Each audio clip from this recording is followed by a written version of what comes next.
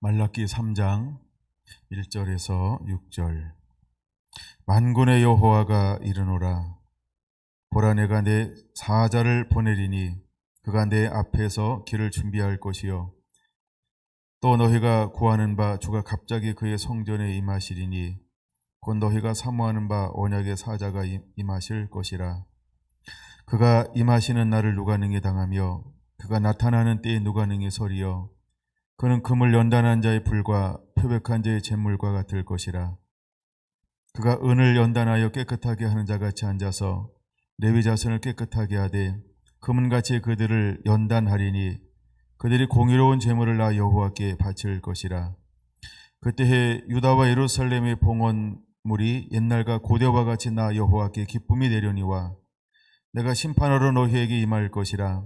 점치는 자에게와 간음하는 자에게와 거짓 맹세하는 자에게와 품꾼의 삭에 대하여 억울하게 하며 과부와 고아를 압제하며 나그네를 억울하게 하며 나를 경외하지 아니하는 자들에게 속히 증언하리라.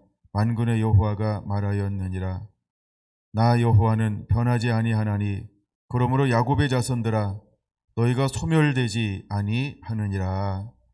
아멘. Are you ready? 준비되고 있습니까?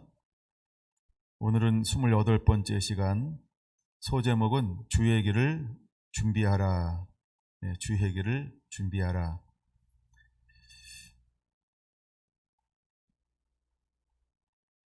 네, 1절에서 소제목을 가져왔습니다. 이사야 40장에 있는 말씀을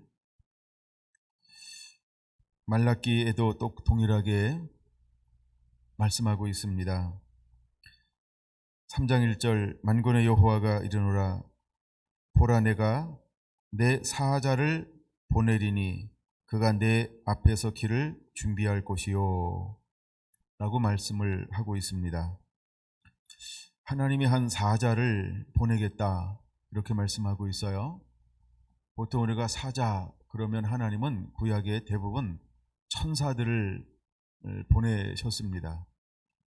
근데 이번에는 천사가 아니고 하나님이 한 사람을 사자로 택하여서 이제 보내실 것입니다.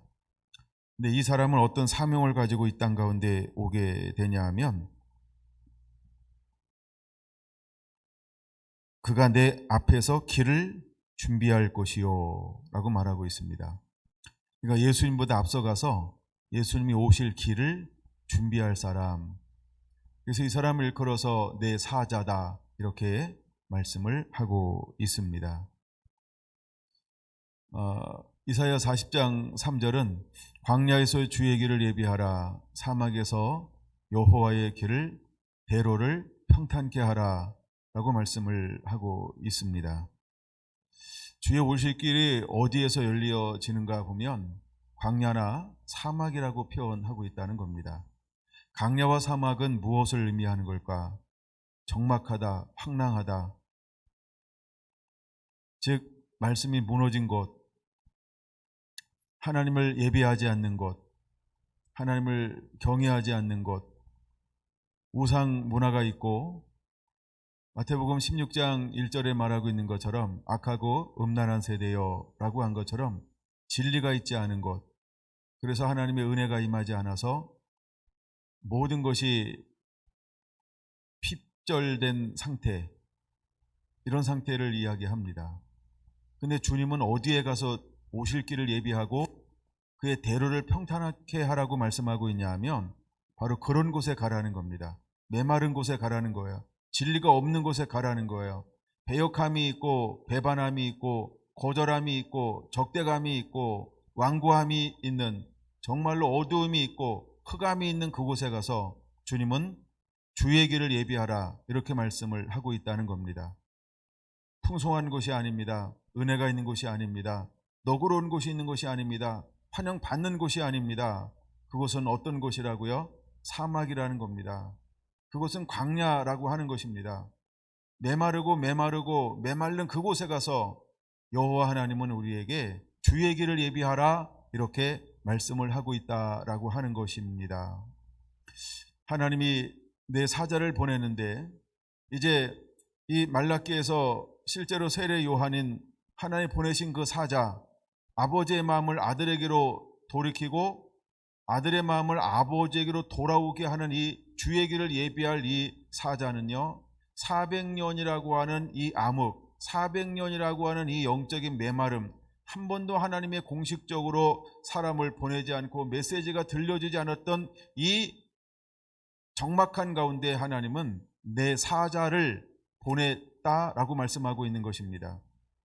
근데 그 사자가 메마른 곳에 왔어요. 사막에 왔어요. 강야에 왔어요. 정말로 하나님을 경외하지 않고 찾지 않고 진리가 없는, 전부 악의적이고 세상적이고 그렇게 타락하고 음란한 그 세대 가운데 하나님은 때가 되매 한 사람을 주목하기 시작하셨다는 겁니다. 그 사람이 사가랴와 엘리사벳이라고 하는 사람이었죠.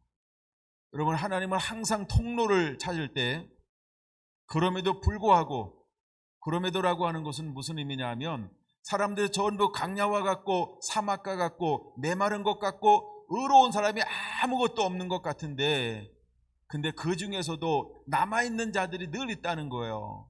우리는 그 남아있는 자들을 이사야 6장은 뭐라고 말씀하고 있습니까? 구루터기라고 표현하고 있다는 겁니다. 여러분, 성결한 교회가 어떤 교회가 되어야 할까? 성결한 성도 한 분 한 분들이 어떤 성도가 되어야 할까? 여러분, 모든 사람들이 악하고 음란한 세대에 살고 있다 할지라도 우리 성결한 성도 한 분 한 분들은 구루터기가 되기를 예수님의 이름으로 축원합니다. 정말 남은 자가 되기를 원합니다.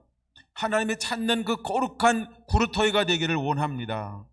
여러분, 그 사막 같은 그곳에, 여러분 그 강야와 같은 그곳에, 물이 없고 건조한 그 땅 가운데 하나님은 어떤 사람들을 눈여겨보고 있냐면, 그럼에도 불구하고 말씀 때문에 씨름하는 사람, 여호와의 진리의 말씀, 그 작은 세미한 음성 그 하나를 붙잡고 전부를 걸고 하나님을 의지하여 살아가기를 원하며 주님 앞에 마음을 전부를 드리며 그의 얼굴을 구하는 그 사람, 비록 많은 것은 누릴 수 없다 할지라도 그 정말 희미한 등불, 희미한 것 하나 붙잡고 그거 의지하여 그래도 거룩한 씨름을 하면서 그 길을 달려가는 그 사람. 여러분, 저는 사가랴가 그렇게 간구하고 기도했던 거, 천사의 방문을 받고 이제 내 기도가 내게 상달하였느니라 하며 그에게 몸이 늙었지만 태의 문을 열어서 아들을 준다고 했을 때 사가랴가 어떻게 반응을 보였다? 믿지 아니하더라. 그래서 주의 천사가 그를 어떻게 만듭니까? 벙어리가 되게 만들었다. 여러분, 어쩌면 우리가 주의 오실 길을 예비할 때 우리가 하나님의 영광을 온전히 담아낼 정도의 믿음이 없을지도 몰라요. 정말 하늘의 영광을, 그것을 받아내기 우리가 너무너무 부족할지 몰라요. 그러나 중요한 것은 사가랴와 엘리사벳은요, 나름 그 시대에 의로운 사람이었다는 거예요. 그 악하고 음란한 세대 가운데서도 몸부림치며 여호와의 말씀대로, 여호와의 계명대로, 여호와의 율법대로 살려고 얼마나 힘쓰고 애쓰며 좁은 길을 걸어갔는지 모른다는 거예요. 여러분, 우리가 이 악하고 음란한 세대에 살고 있지만, 이 타락한 세대에 우리가 살고 있지만, 여러분, 우리의 신앙과 믿음은 어떤 믿음이어야 할까? 나름 하나님을 의지하며, 여러분, 우리가 매일매일 그 좁은 길을 걸어가기 위해서 힘쓰고 애쓰며 거룩한 싸움을 싸우는 그 신앙과 믿음으로 사는 자가 되기를 원합니다. 할렐루야. 그럴 때 하나님께서 그 사람을 주목하셔서 이 땅 가운데 하나님이 그를 어떻게 태어나게 할까? 하나님은 나실인으로 태어나게 만드는 겁니다. 하나님이 우리를 무엇을 품어내게 할까요? 하나님이 우리 성결한 교회를 무엇을 품게 할까요? 우리 한 분 한 분들이 어떤 그릇이 되기를 원할까요?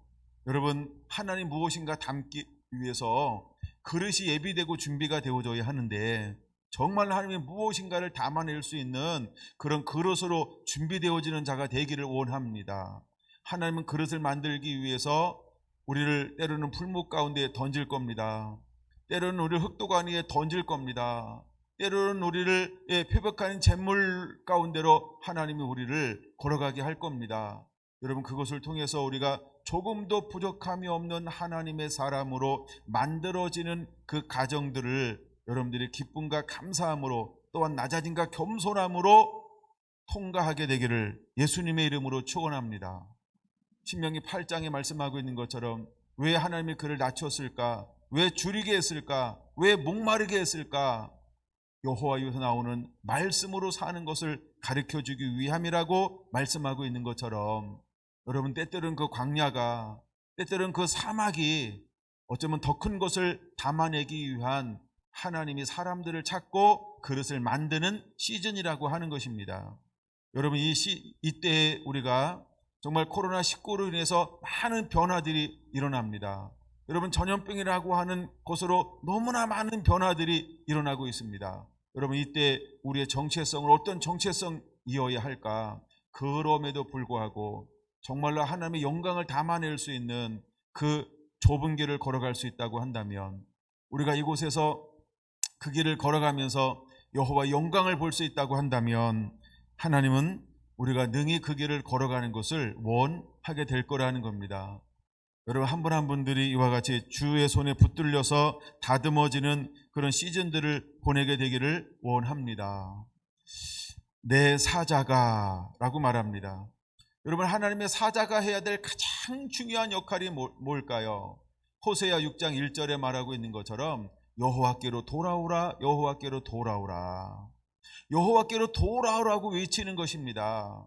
그래서 세례요한이 일어나서 무엇을 외칩니까? 그냥 멀리 가지 말고 마태복음 3장을 한번 보겠습니다. 마태복음 3장 1절은 이렇게 이야기합니다. 그때 세례 요한이 이르러 유대 광야에서 전파하여 말하되 라고 말입니다. 그때라고 하는 것이 무엇일까? 이제 예수님께서 태어나셔서 애굽으로 피신했다가 나사렛으로 돌아와서 거기서 이제 20여 년을 살아 나이가 거의 30세 때쯤 되어가고 있는 그때에, 이게 그때라고 하는 단어는 그런 단어죠. 그러니까 하나님이 어떤 정하신 때가 있다는 겁니다. 근데 예수님보다 먼저 누가 일어나야 할까요? 세례 요한이 일어나야 하는 거예요. 그는 실제로 육체적으로는 6개월 먼저 태어났어요. 그렇죠?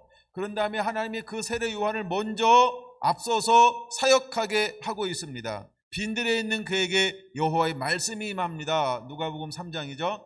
그래서 빈들에 있는 그에게 여호와의 말씀이 임하고, 여호와의 말씀이 임하는 동시에 하나님의 성령이 그에게 부어지죠. 그래서 성령이 부어지고 말씀이 임하고 때가 되면 하나님이 그의 성령이 그를 어디로 인도할까?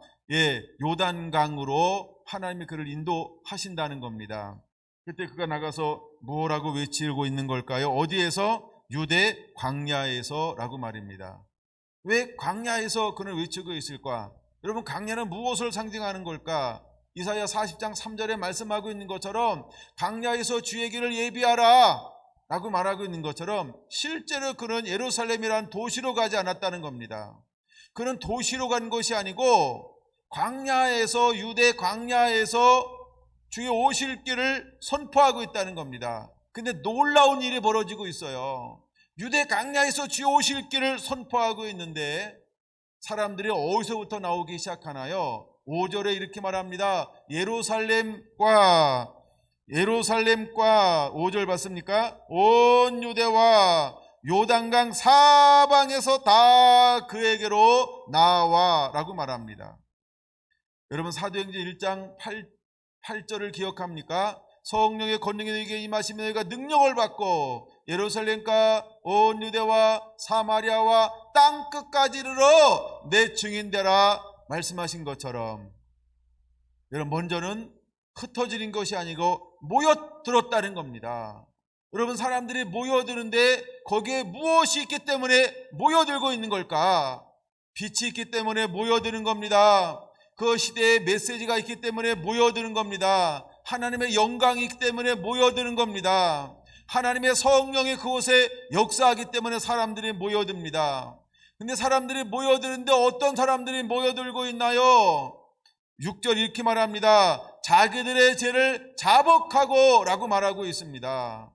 이런 동서남북 사방에서 사람들이 모여드는데, 예루살렘과 온 유대에서 사람들이 모여드는데, 모여들고 유대 강야로 나오는 사람들은 어떤 사람이었나요? 자기의 죄를 자복하기 위해서 광야로 사람들이 도시에서 원근각지에서 그 광야로 모여들기 시작했다는 겁니다. 다시 한번 주님이 오시기 전에 여러분, 우리가 무엇을 간직한 자가 되어야 할까? 세례 요한처럼 우리는 하나님의 말씀을 간직한 자가 되어야 할 줄로 믿습니다. 여러분, 이사야 60장 1절에 말하고 있는 것처럼 일어나 빛을 발하라, 이런 여호와의 빛이 임했고 여호와 영광이 그 위에 임하였느니라 라고 말씀하실 때 사람들의 동서남북 사방에서 모여들 거라고 말씀을 하고 있습니다. 여러분, 먼저 우리가 무엇을 간직한 자가 되어야 할까? 요한계시록 10장에 말하고 있는 것처럼 그 두루마리에 그것을 갖다 먹는 음성을 듣는 자가 되어야 할 줄로 믿습니다. 그래서 그것을 먹고 우리는 다시 예언하는 자로 주의 손에 붙들림 당하게 되기를 예수님의 이름으로 축원합니다. 그러면 사람들은 마지막 때에 그 복음을 듣기 위해서 동서남북 사방으로부터 우리가 있는 곳으로, 말씀이 있는 곳으로, 복음이 있는 곳으로, 임재가 있는 곳으로, 영광이 있는 곳으로 나아오게 될 거라는 것입니다. 아모스 8장에 말씀하고 있는 것처럼 수많은 사람들이 말씀을 찾지 못한 기갈에 허덕일 것입니다. 수많은 사람들이 진리를 찾습니다. 생명의 말씀을 찾습니다. 떡을 찾습니다. 근데 그들이 그 어떤 곳에서도 영혼을 채울 수 있을 만한 영적인 만나를 공급받을 수가 없어요. 그때 하나님께서 그 말씀을 먹은 그 사람을 통하여서 이제 주의 오실 길을 예비하는 말씀의 사람으로, 복음의 사람으로 일으키게 될 거라는 것입니다. 여러분, 하나님의 보내신 사람들의 특징이 무엇인지 아십니까? 하나님의 말씀을 주었다라고 하는 겁니다.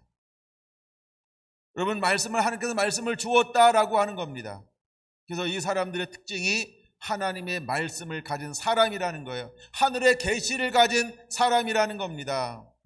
갈라디아서 1장 11절 12절에 사도 바울이 고백하는 것처럼 내가 사람에게 받은 것도 아니고 배운 것도 아니고 오직 여호와의 계시로 말미암아 된 것이니라 라고 하는 것처럼, 이제 여러분, 우리가 어떻게 하나님의 말씀을 겸비한 자가 되어야 할까? 여기 다시 오실 주의 길을 예비할 한 사람처럼 우리는 여호와의 말씀을 받아서 간직한 하나님의 사람들 되기를 예수님의 이름으로 축원합니다. 다시 여러분 5절에 이렇게 말하고 있다는 겁니다. 그때 예루살렘과 온 유대와 요단강 사방에서 다 그에게 나와 자기들의 죄를 자복하고라고 말하고 있습니다. 여러분, 여기에 나온 이유가 무엇일까? 왜 요단강으로 나왔을까요? 왜 강야로 사람들이 몰려들고 있을까요? 그 이유는 간단합니다. 하나님의 성령에 보낸 사람이 일어났습니다. 여호와의 말씀이 생명의 그곳에서 증거되고 있기 때문에 그렇습니다. 거기에 빛이 있기 때문에 그런 것입니다. 2절은 이렇게 말하고 있습니다. 회개하라, 천국에 가까이 왔느니라 라고 말입니다. 여러분, 이 말이 능력이 있는 말이 어떻게 해서 능력 있는 말이 될 수 있을까? 하나님의 보냄받아야 할 줄로 믿습니다. 하나님의 임재가 있어야 할 줄로 믿습니다. 단순히 성령의 능력이 아니고 여호와 하나님의 강권적으로 역사할 때, 우리가 하나님 말씀에 순종하여 나아갈 때 하나님은 구원의 길을 여실 걸 믿으시기 바랍니다. 내 때에 내가 일어나는 것이 아니고 하나님의 때에 하나님의 음성에 순종하면 하나님이 사람들의 마음을 여실 것입니다.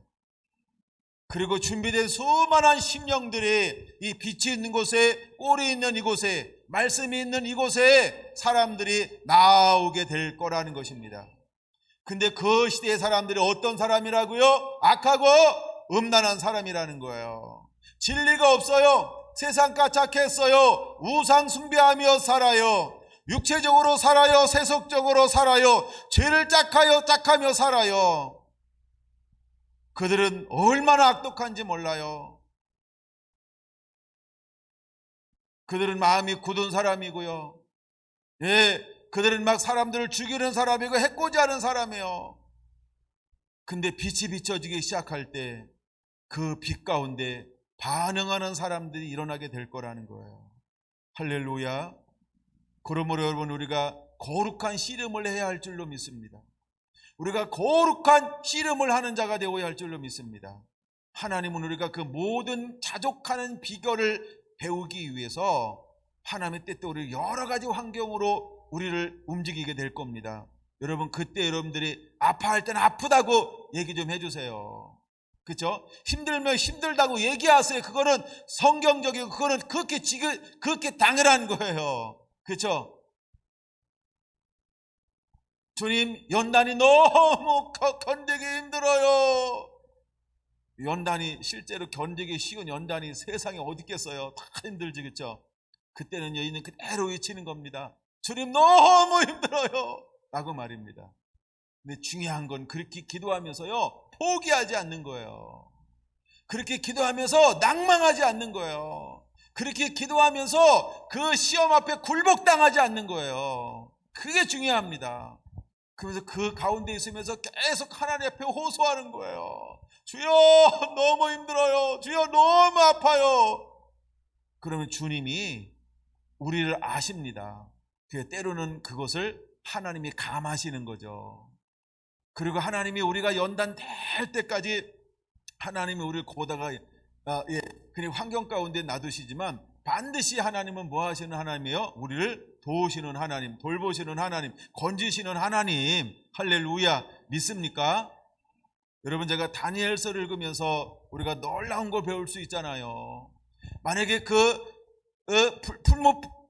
풀무불 가운데 들어가지 않았다라고 한다면 어떻게 하나님의 영광을 드러낼 수 있었을까?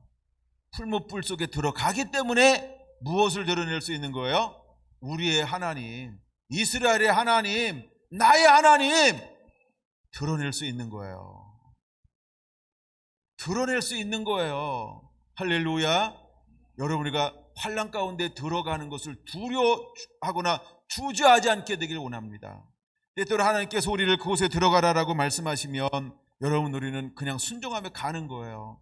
중요한 게 뭐라고요? 포기하지 않는 거예요. 낭망하지 않는 거예요. 절대로 여러분들이 스스로 낭망하지 않게 되기를 원합니다. 그러고 뒤돌아서면 안 돼요. 배반하면 안 돼요. 거절하면 안 돼요. 끝까지 주님을 의지하는 거예요. 할렐루야. 그러면 주님이 반드시 손을 내미실 거예요. 그 손을 주님은 우리가 잡으면 되는 거예요. 아멘. 아멘.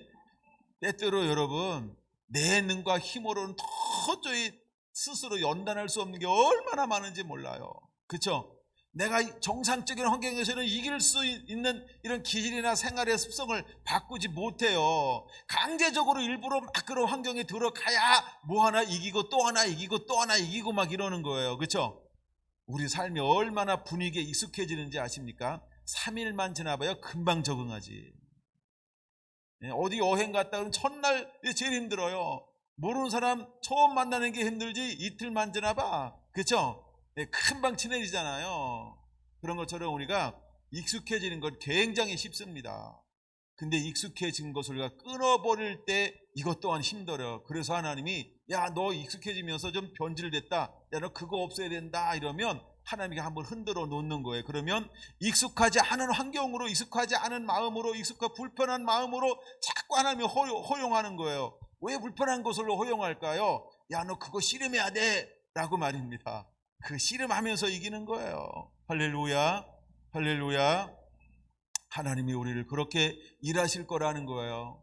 여러분, 주의 오실 길을 예비할 사람들이 얼마나 강하고 얼마나 담대해야 할까. 여러분, 놀라운 하나님의 성품을 품고 있는 자가 되어야 할 줄로 믿습니다. 여러분, 하나님께서 이제 세례 요한이라고 하는 요한이라는 사람을 쓰는 거예요. 요한.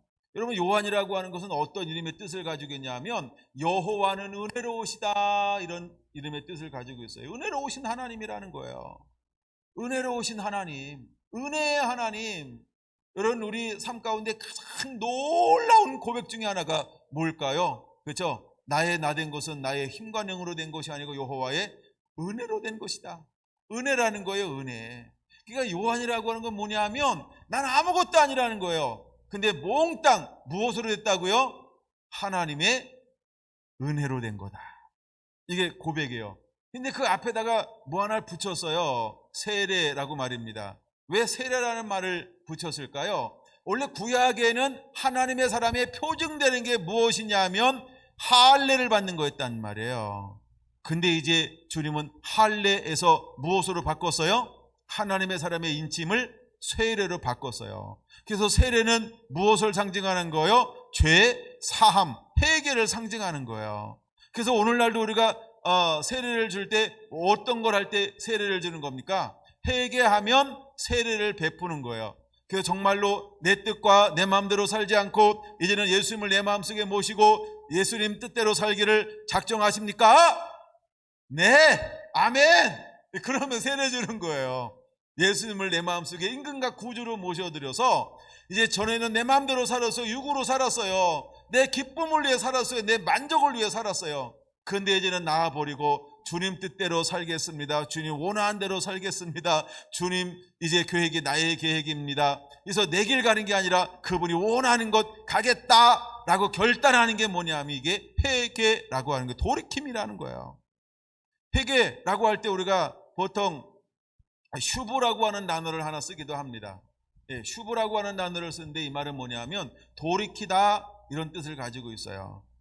돌이키다. 보통 회개할 때 메타노니아라고 하는 단어를 쓰는데 이게 약간 돌이키는 거예요. 관역에서 빗나갔다 이런 거예요. 여러분 회개가 뭘까요? 회개는요 죄로 인해 슬퍼하는 거예요. 죄를 슬퍼하는 거예요. 주님 나는 죄인이었습니다 하면서 그 죄를 슬퍼할 줄 알아야 돼요. 회개라고 하는 게 뭐냐면 마음을 돌이키는 거예요. 그래서 마음에 변화가 일어나는 거예요. 마음의 변화라고 하는 건 다른 말해서 이 생각의 변화가 일어나는 거예요. 뜻이 변화되는 거예요. 관점이 변화되는 거예요. 이것을 우리는 회개라고 이야기를 합니다. 그래서 여러분 회개라고 하는 건요 하나님을 향하여 돌아서는 거예요.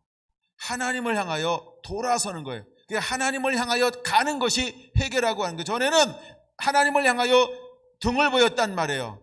그러나 이제는 하나님을 향하여 얼굴을 보이고 그분을 향하여 걸어가는 것, 이것이 회개라고 하는 겁니다. 그 하나님을 향하여 우리가 얼굴을 바라보고 달려갈 때 우리 안에 어떤 것에 대한 변화가 일어날까?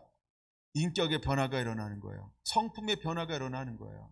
이것이 회개한 사람의 삶이라는 겁니다. 그래서 세례 요한은 사람들에게 뭘 이야기하고 있냐면 열매를 모아 그를 알 수 있다라고 말하고 있는 것처럼 그들에게 무엇을 요구합니까? 열매를 요구하고 있다라고 하는 것입니다. 자, 우리 세례 요한의 성품을 좀 몇 가지 한번 살펴보겠습니다. 우리가 어떤 성품을 소유한 자가 되어야 할까라고 할 때 한번 세례 요한의 성품을 한 4가지나 5가지로 한번 살펴볼게요. 첫째는요. 성경 한번 찾아볼까요? 마가복음 6장 한번 보겠습니다. 마가복음 6장 20절. 마가복음 6장 20절. 찾으셨나요? 같이 한번 읽어보겠습니다. 시작.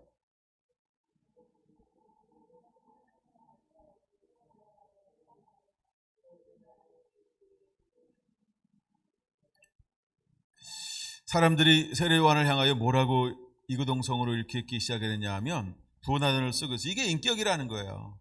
이게 세례 요한의 삶이었다는 거예요. 세례 요한 그러면 사람들이 뭐라고 이야기했냐 하면 그는 의로운 사람이야. 그는 성결한 사람이지.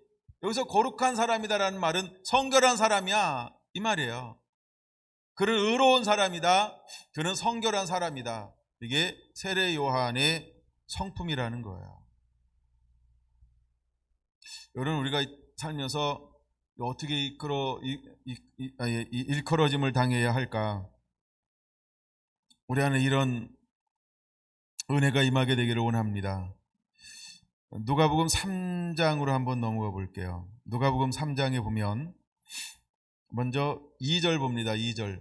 세례 요한은 어떤 사람일까? 이 3장 2절 누가복음 시작. 안나와 가야바가 대장으로 있을 때 하나님의 말씀이 빈들에서 사가랴 아들 요한에게 임한지라. 할렐루야. 여러분, 세례 요한은요, 세례 요한은 하나님의 말씀의 사람이었다는 거예요. 하나님의 말씀이 임한 사람. 이게 특징이죠. 여러분, 하나님이 우리를 쓰기 위해서 하나님이 성령이 함께하면서 특별히 그 시대에 말씀이 주어진 사람이 되어야 합니다. 이건 우리가 배워서 하는 거 아니에요. 공부를 많이 해서 뭐 내가 책을 1000권 읽었다 그래서 하는 거 아니에요. 하나님의 그 시대에 맞는 말씀의 영을 부어주어야 됩니다. 그래서 성령의 은사 중에 첫 번째, 두 번째가 뭐라 그랬어요? 지혜의 말씀과 지식의 말씀의 영.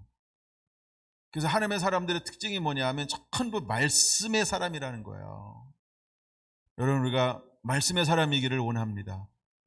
때를 따라 양식을 나누어 줄 수 있도록 내가 배운 게 아니고 내가 익숙한 게 아니고 내 18번지가 아니고 내가 지금까지 해온 게 아니고 그 시에 맞는 말씀을 받아서 나눌 수 있는 그 은혜가 우리 가운데 임할 것입니다. 여러분, 그렇게 될 거라고 하는 걸 믿으시기 바랍니다. 할렐루야. 네, 저거 온도를 좀 올려주세요. 하나만 더 올려주세요. 네. 바람이 나한테 오니까 코가 감사합니다. 자, 세 번째 볼까요? 10절에서 한번 14절까지 같이 한번 읽어보겠습니다. 누가복음 3장 10절에서 14절까지 시작. 무리가 물어 이르되 그러면 우리가 무엇을 하리이까? 대답하여 이르되 옷 두 벌 있는 자는 옷 없는 자에게 나눠줄 것이요 먹을 것이 있는 자도 그렇게 할 것이니라 하고 세리들도 세리를 받고자 하여 와서 이르되 선생이여 우리가 무엇을 하여야 하리이까? 이르되 부가 된 것 위에는 거두지 말라 하고 군인들도 물어 이르되 우리는 무엇을 하리이까 하며 이르되 사람에게서 강탈하지 말고 거짓으로 고발하지 말고 받은 금료를 족한 줄로 알라 하시니라. 아멘. 그는 어떤 사람일까요? 그는 하나님 앞에서 완전하기를 갈망한 사람이라는 거예요. 그는 하나님 앞에서 완전하기를 갈망하는 성품을 소유하고 있다라고 하는 겁니다. 여러분, 세례 요한이 이런 삶을 살지 않으면서 그에게 오는 사람에게 이런 것들을 지적할 수 있었을까요? 아니라는 거죠. 그는 하나님 앞에 완전하기를 갈망한 사람이에요. 먼저 우리가 하나님 앞에 구별된 자가 되기를 원합니다. 먼저 우리가 하나님 앞에 말씀대로 사는 자가 되기를 원합니다. 네 번째, 그의 성품은 어떤 성품일까라고 할 때요, 마태복음으로 다시 넘어갔다가 14장 3절 4절로 보겠습니다. 그는 두려움이 없는 사람이었다라고 하는 거예요. 그는 두려움이 없는 사람이었다. 14장 3절 4절 한번 보겠습니다. 시작. 전에 헤롯이 그 동생 빌립의 아내 헤로디아의 일로 요한을 잡아 결박하여 옥에 가두었더니 이는 요한이 헤롯에게 말하되 당신이 그 여자를 차지하는 것은 옳지 않다 하였음이라. 야, 그쵸? 분봉왕 헤롯 앞에 가가지고 뭘 지적했어요? 그의 죄를, 그의 부당함을 당당하게 외칠 수 있는 사람. 그럼 이것은 어떤 인격, 어떤 성품의 소유자라고 하는 거예요? 하나님 말씀 앞에 타협하지 않았다. 즉 두려움이 없는 성품을 가졌다는 거예요. 그는 하나님의 말씀 앞에 두려워하지 않았다는 거예요. 하나님 내게 내 영에 말씀하신 것을 선포하는 것을 주저하지 않았다는 거예요. 타협하지 않았다는 거예요. 물러서지 않았다는 거예요. 다시 하나님 이제 3일만 더 기도해 보고요. 준비가 되면 왕 앞에 나가서 그렇게 외칠게요. 이거 정확하게 맞는 거죠? 어떻게 이거 꼭 내가 가야 되겠습니까? 이렇게 주저하거나 씨름하지 않았다는 거예요. 그는 어떤 성품의 소유자였다? 강하고 담대했다. 근데 두려워하지 않았다. 악하고 음란한 세대 가운데 우리에게 어떤 성품이 필요할까요? 이 성품이 절대적으로 우리에게 필요하다는 거예요. 이제 어떤 건 하나님이 환경을 만나서 이런 것들을 우리에게 크고 작게 선포하게 하실 겁니다. 그럴 때 여러분들은 어떤 손해가 있다 할지라도, 어떤 권력이 있고 어떤 것이 있다 할지라도 타협하지 않고 외치게 되길 바랍니다. 이제 하나님이 우리를 그런 자리로 인도할 거예요. 그럼 여러분, 우리는 그것을 주저하지 않고 그대로 성령이 주시는 음성이 정확하다고 한다면, 또 이게 긴가민가 그러면 기야. 예? 그러니까 타협하지 말고 선포하시기 바랍니다. 할렐루야. 네, 가끔 사람들이 긴가민가 하다가 아닌가비요 이러고 또 물러서는 경우가 있어요. 그게 아닌가비가 아닌가비입니다. 깁니다. 근데 외치시기 바랍니다. 할렐루야. 예. 그래서 여러분, 우리가 강하고 담대하게 이제는 외칠 수 있도록 그 인품이 준비되어져야 할 줄로 믿습니다. 결국 세례 요한은 이 외침으로 말미암아 뭘 받았어요? 미움을 받았어요. 그리고 어떻게 됐어요? 옥에 가두었어요. 그리고 어떻게 됐어요? 목배임을 당하여 순교했다는 겁니다. 여러분, 우리가 가는 길이 이것 때문에 핍박을 받을 수 있다 할지라도 타협하지 않게 되길 원합니다. 이것 때문에 우리가 감옥에 갇히고 누명을 쓴다 할지라도 그럼 억울하잖아. 이거 억울하잖아. 얼마나 억울하겠어요. 예? 세례 요한의 입장에서 얼마나 억울하겠어요. 그가 뭐 잘못된 걸 외쳤습니까? 하나님의 감동 주는 그대로 말씀을 빗대어 감동 줄 때 그대로 외쳤단 말이에요. 근데 하나님은 그에게 무엇을 허용합니까? 너 감옥에 들어가. 나 억울합니다. 그래. 너는 억울할지 모르지만 나는 너를 사랑한단다. 근데 아마 세례 요한은 억울하다고 생각하지 않았을 것입니다. 만약에 여러분들이 억울하다고 생각하는 그 동시에 여러분들은 시험에 빠져 있는 겁니다. 억울하다라고 하는 건 중심이 누구예요? 내가 살아있으니까 억울한 거예요. 그러나 하나님이 말씀이 먼저 내 앞에 서 있다고 한다면 나는 억울하다는 생각 할까요? 안 할까요? 할 수가 없습니다. 어떤 사람들은 많이 씨름하는 이유 중에 하나가 뭐냐 하면 자기의 연약함 때문에 씨름할 수 있어요.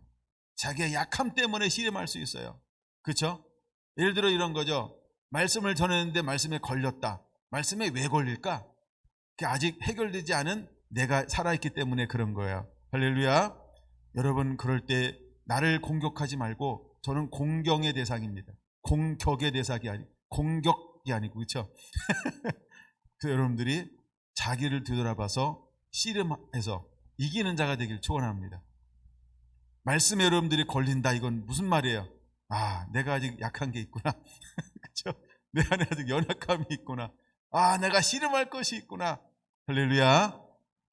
여러분들이 몽땅 자기와의 씨름에서 이기는 자가 되길 원합니다. 근데 아플 때 아프다고 또 얘기해야 돼. 아픈 걸 안 아픈 척한다고 그게 안 아프겠어요? 그때는 아야 죽겠어 이래야지. 그렇죠? 예, 그래야 좀 가서 위로도 하고 신방도 하고 기도도 하고 중보도 하고 막 이러지. 멀쩡한 척하면서 나만 보면 이러고 있으면은 그러지 마세요. 예? 그때는 아프면 아픈 척하고 아프다고 얘기하고 막 그래야 돼. 또 그렇게 잘하는 거요. 예. 그러나 하여간 세례 요한은 어떤 사람이었다? 예, 강하고 담대한 사람이었는데 두려움이 없었다는 거예요. 몇 번째죠 이제? 다섯 번째는 요한복음 3장으로 가봐야 돼요. 많이 넘어갑니다. 요한복음으로 넘어가니까. 요한복음 3장 25절 이하에 보면 이렇게 이야기하고 있어요. 25절에서 30절까지 한번 같이 보겠습니다. 시작. 이에 요한의 제자 중에서 한 유대인과 더불어 정결 예식에 대하여 변론이 되었더니 그들이 요한에게 가서 이르되 랍비여, 선생님과 함께 요단강 저편에 있던 이 곧 선생님이 증언하시더니가 세례를 베풀매 사람들이 다 그에게로 가더이다. 요한복음 3장 27절. 요한이 대답하여 이르되 만일 하늘에서 주신 바 아니면 사람이 아무것도 받을 수 없느니라. 내가 말한 바 나는 그리스도가 아니요 그의 앞에 보내심을 받은 자라고 한 것을 증언할 자는 너희니라. 신부를 취하는 자는 신랑이나 서서 신랑의 음성을 듣는 친구가 크게 기뻐하나니 이는 나는 이러한 기쁨으로 충만하였노라. 그는 흥하여야 하겠고 나는 새하여야 하리라 하니라. 할렐루야. 여러분, 그는 어떤 성품의 소유자일까요? 그는 신실한 성품의 소유자라는 거예요. 그는 신실하다는 거예요. 여러분, 신실하다는 게 그렇게 쉬운 게 아닙니다. 예? 그는 어떤 성품의 소유자예요? 그는 겸손한 인격을 소유한 사람이라는 거예요. 그는 한 번도 자기를 높인 적이 없다는 거예요. 여러분, 세례요한을 통해서 주의 오실 길이 열렸다니까 수많은 사람들이 동서남북 사방에서부터 나와 그를 통하여 지금 누구에게로 인도가 되고 있어요? 빛 대신 예수님께로 인도되고 있는데, 그는 항상 뭐라고 고백하고 있어요? 그는 흥하여야 하겠고 나는 사라져야 할 존재입니다. 여러분, 이게 쉬운 걸까요? 이거는 내가 있으면 굉장히 힘든 거예요. 내가 있으면요 굉장히 힘든 거예요, 이 고백이요. 여러분, 이 30절의 고백이 아무나 할 수 있는 고백은 아닙니다. 그는 흥하여야 하겠고 나는 사라지는 안개와 같다. 나는 점점 아무것도 아닌 존재로 녹아지는 삶이다. 이 고백을 쉽게 할 수 있는 건 아니에요. 근데 세례 요한은 이 인격을 소유하고 있었다는 거예요. 이 겸손을 소유하고 있었다는 거예요. 여러분, 세례 요한이 와서 오실 길을 예비하지 않았다고 한다면 누가 오실 수가 없었어요? 예수님이. 결국 세례 요한의 사역과 사명이 작지 않습니다. 어마어마하게 중요한 접촉점의 역할을 한 사역자가 세례 요한이었다는 거예요. 그런데도 불구하고 그는 어떤 성품을 소유했다고요? 겸손한 인격을 소유하고 있었다는 거예요. 여러분, 요한계시록 11장에 나오는 두 증인이 마지막에 어떤 성품을 소유할까요? 제가 볼 때는 이런 5가지의 성품을 소유하고 일어날 가능성이 매우 높다. 그는 강하고 담대하게 두려워하지 않고 타협하지 않고 물러서지 않고 복음을 외치는 자가 될 겁니다. 그는 자기의 뜻을 펼치는 게 아니라 철저하게 하나님의 나라와 공의, 그것을 그대로 이 땅 가운데 풀어놓는 하나님의 사람으로 사역하고 역사하게 될 거라는 것입니다. 그도 뭐라고 고백할 수 있을까? 이 30절 고백처럼 다시 오실 그 주님을 소개하고 나는 그분을 소개하는 것으로 족합니다 하고 어쩌면 매일매일 사라지게 될 거라고 저는 봐요.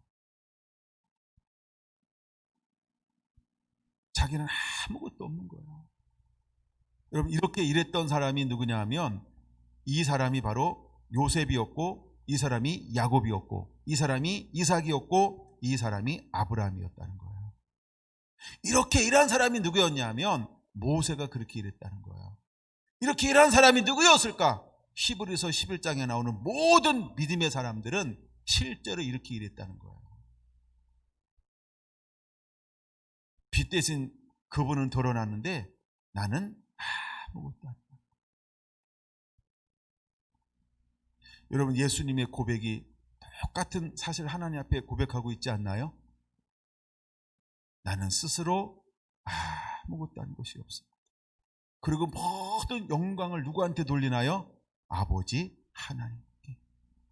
그럼 우리의 사역과 사명, 우리가 걸어가야 할 길은 어떤 길일까? 이 길을 우리가 걸어가게 될 거라는 거예요. 이게 주의 오실 길을 예비하는 하나님의 사자라는 거예요. 근데 그 하나님의 오실 길을 예비하는 이 언약의 사자, 이 사자가 어떤 성품을 소유하고 있는가? 이런 5가지의 성품을 소유하면서 이 사명을 감당해 내더라는 거예요. 우리 이제 이런 은혜가 우리 성결한 가족 한 분 한 분들에게 그대로 임하게 되기를 예수님의 이름으로 축원을 드립니다.